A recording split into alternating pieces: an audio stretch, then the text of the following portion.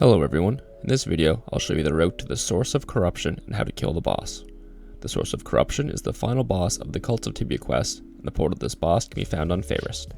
You can travel through the elemental gates found in most cities using the appropriate gem. To access this boss you must have defeated all previous bosses in the quest, as well as completed the Patron of the Arts mission. I have guides for all the other bosses on my channel, so you can look up these videos if you need any help. One thing to note is that you do have to speak with the NPC Angelo after defeating the Sand King, and NPC James Francis after defeating the False God. If you try to go to the Source of Corruption and you haven't spoken to these NPCs, you have to run all the way back to gain access. Angelo isn't too bad in Dyrachia, but James Francis involves going all the way back to Mintwallen.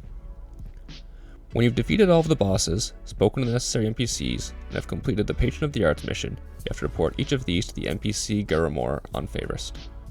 These can be done after each mission is complete, or you can turn them all in at the end. Once you've done this, you have access to the quest door in the tree found by Xarkost. The Source of Corruption is a 10-person lever boss that can be fought every 20 hours. A full team isn't necessary, but will make the fight go quicker. You could probably do this with as few as 6 or 7 players over level 500, but I've not tried this boss with a small team personally. The first phase of the fight has two bosses, the Remorseless Corruptor and Zarcorix of Yalahar. Both of these bosses are invulnerable, and Zarcorix of Yalahar will reflect damage, so avoid attacking it.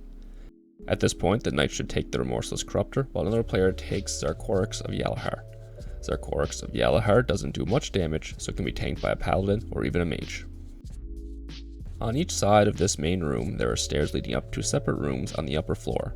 In each of these rooms, there are dark souls that will spawn. These will hit 200 to 300 damage. You need players in each of these rooms killing the dark souls. When a dark soul is killed, it will leave behind guilt on the ground. This guilt must be thrown down to the lower floor for the players to use on the Remorseless Corruptor.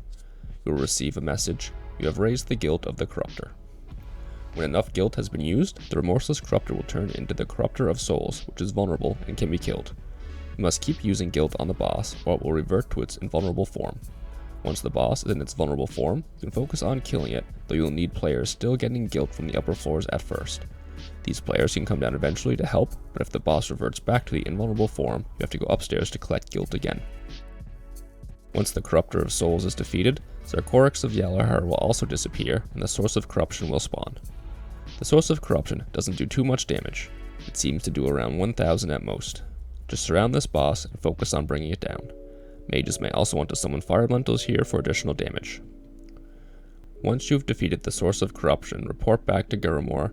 You will receive a crown based on your vocation, a mystery box which will give you either the Blood of the Mountain or Heart of the Mountain items for the blessing, and the Corruption Contained achievement. Using the crown in your house will turn it into a special tree that differs for each vocation. The Source of Corruption is in the Archfoe category, which means you get 100 boss points total for 60 kills. The best items to look for from this boss are the Yalahari figurine and Demon Wing Axe. The Yalahari figurine is just a decoration, but is typically worth a few 100,000 gold. Demon Wing, being the most valuable drop, can still be worth 1 million or more on some servers. It also drops 1 to 3 silver and gold tokens in each kill. Hopefully this video helps unlock the Source of Corruption in your Bosstiary. If you found this video helpful, please like, subscribe, and leave a comment below. Thanks for watching, and happy hunting.